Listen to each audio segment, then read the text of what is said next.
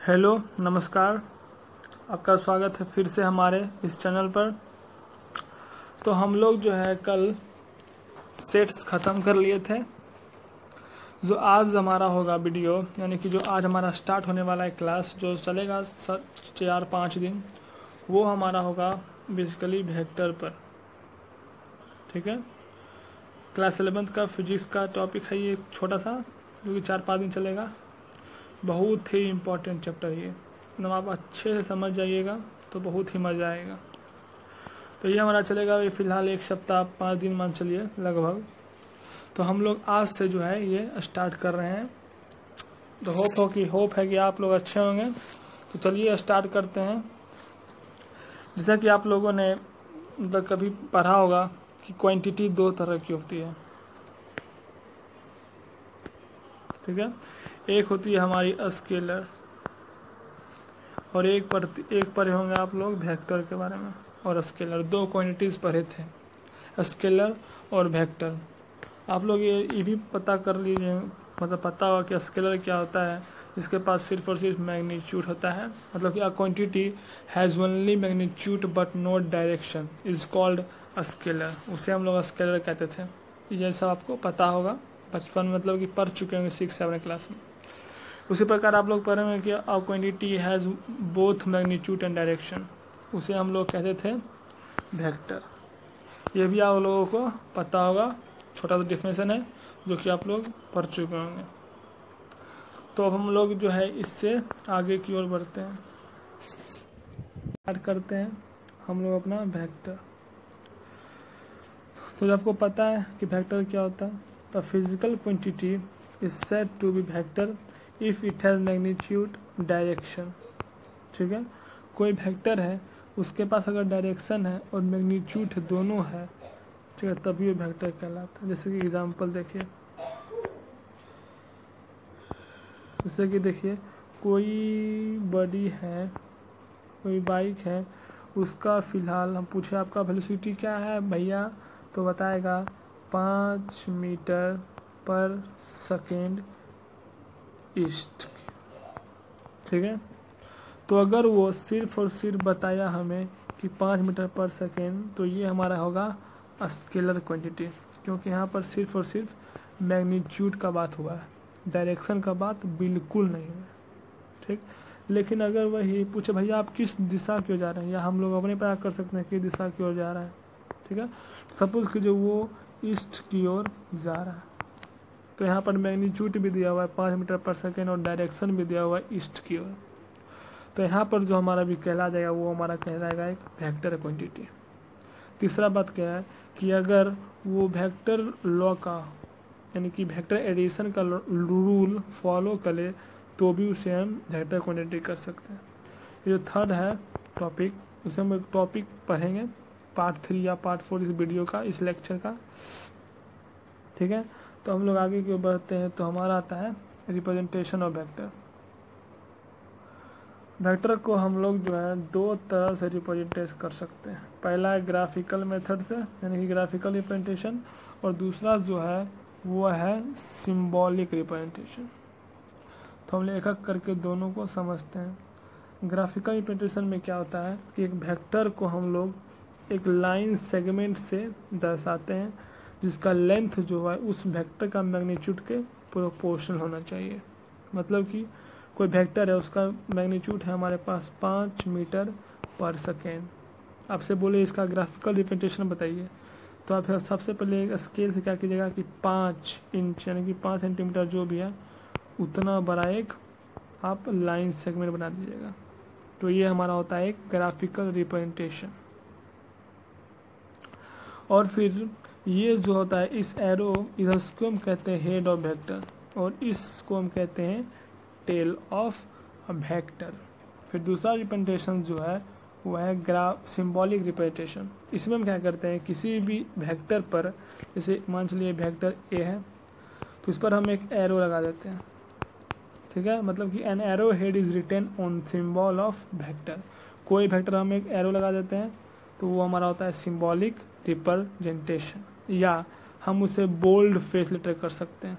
मतलब कि कोई वेक्टर ए उसे हम ना चाहकर यहाँ पे ये सिंबल नहीं लगाकर कैप, उसे हम डार्क कर दें, डार्क यानी कि बोल्ड, तो ये भी हमारा होता है सिंबॉलिक रिप्रेजेंटेशन ऑफ वेक्टर। तो हम वेक्टर को दो तरह से लिख सकते हैं। अगर लिखने की बात आए तो हम वेक्टर को लिख सकते हैं दो प्रकार से। कैसे दो, देखिए, एक तरीका है कि इस वेक्टर पर हम लोग एरो लगा दें या उस वेक्टर को हम डार्क कर दें यानी कि बोल्ड कर दें। तो ये दो तरीका है हम लोगों को वेक्टर लिखने का। अब हम लोग आगे बढ़ते हैं।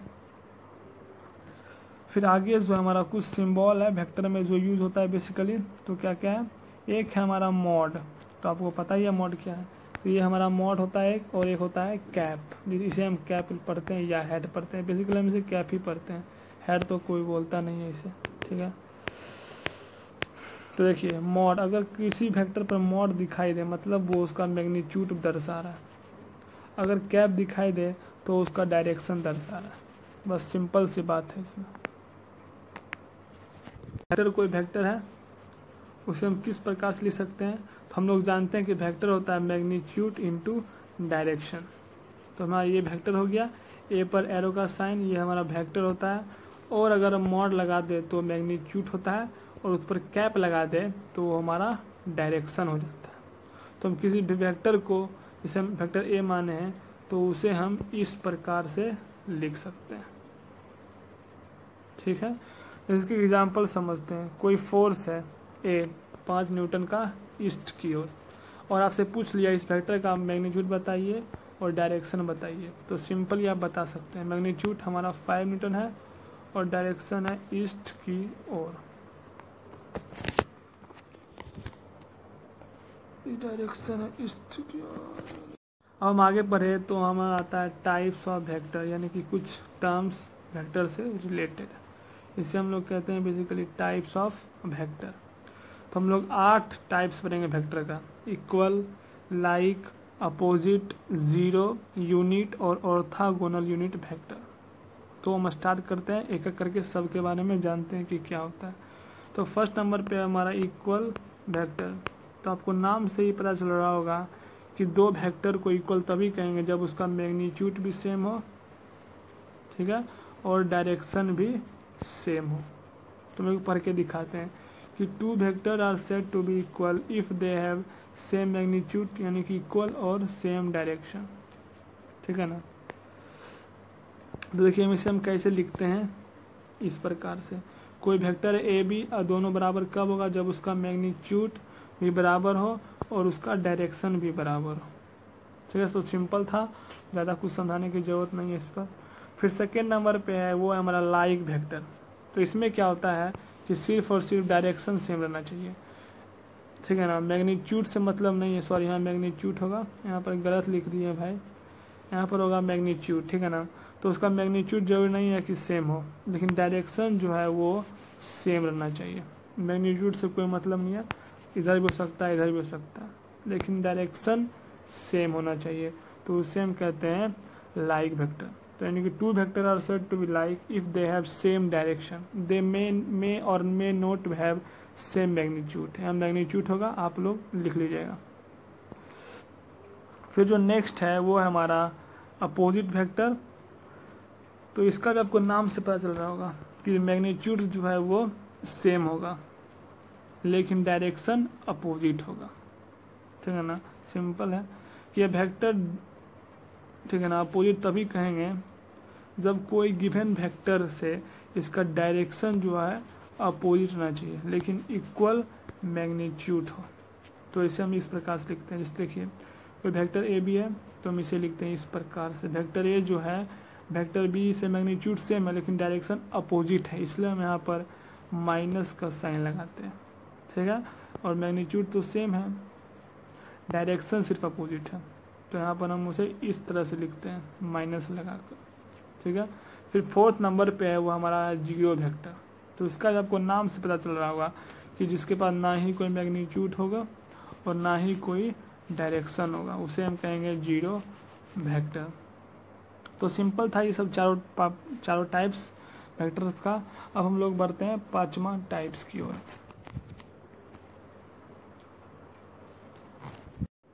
ठीक है, तो हम लोग 4 टाइप्स पढ़ लिए।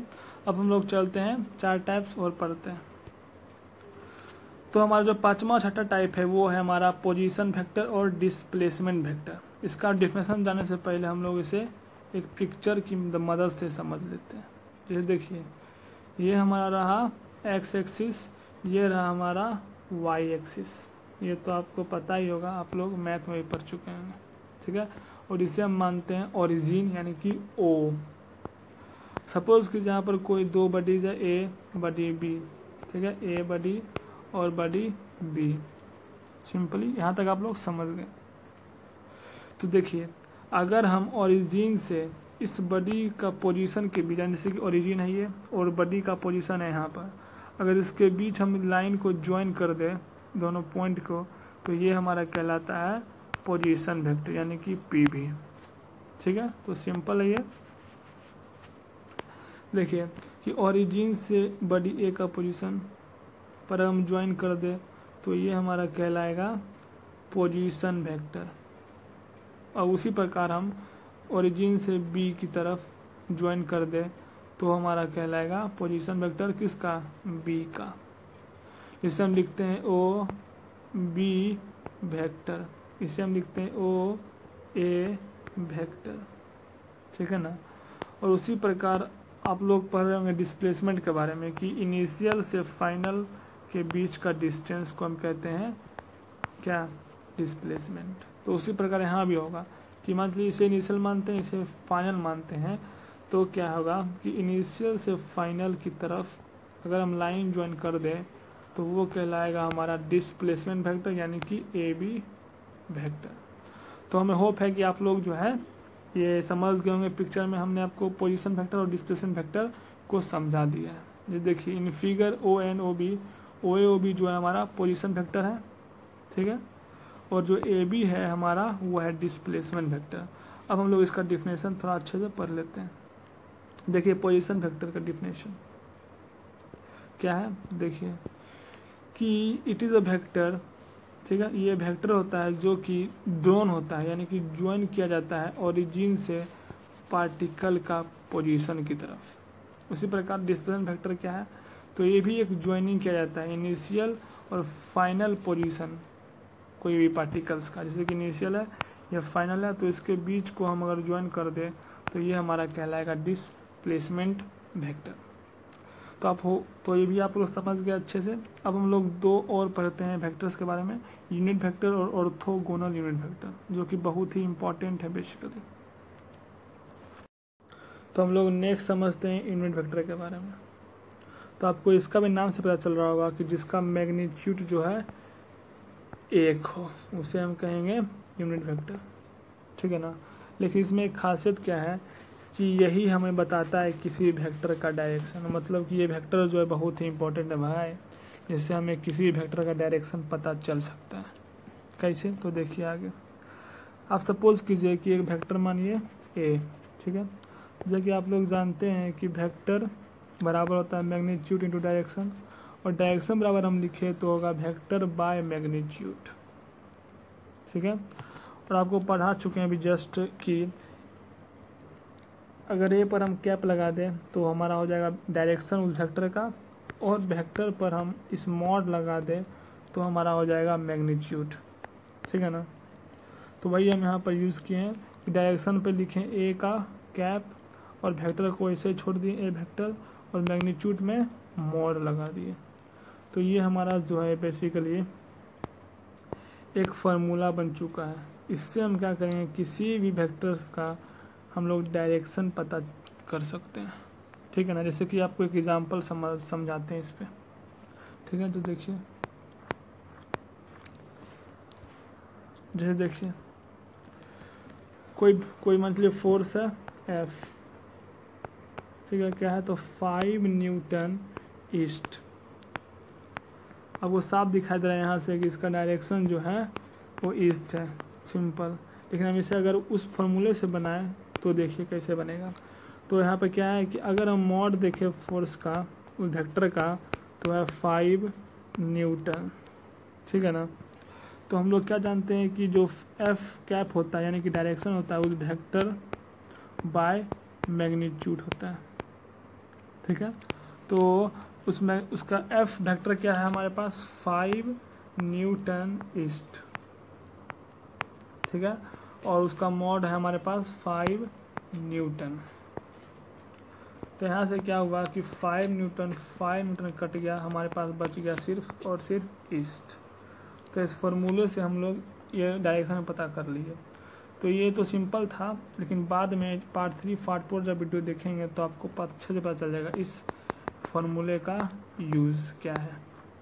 अभी तो फिलहाल सिंपल सा है, ए कैप बराबर वेक्टर ए बाय मॉड।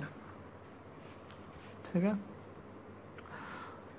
फिर लास्ट जो है वो है हमारा ऑर्थोगोनल यूनिट वेक्टर।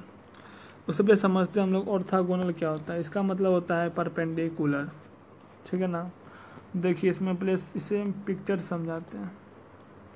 ठीक है, तो हम फिजिक्स में हम लोग क्या है कि एक्स एक्सिस ये हमारा हुआ, वाई एक्सिस हुआ हमारा, और ये जेड एक्सिस हुआ। ये जेड एक्सिस जो है वो आपके फेस के सामने सामने है।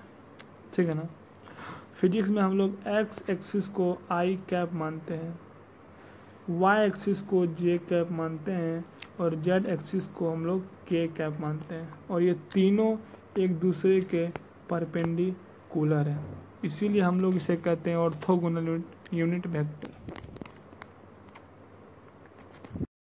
तो आप लोग पिक्चर से समझ गए कि ऑर्थोगोनल यूनिट वेक्टर क्या होता है।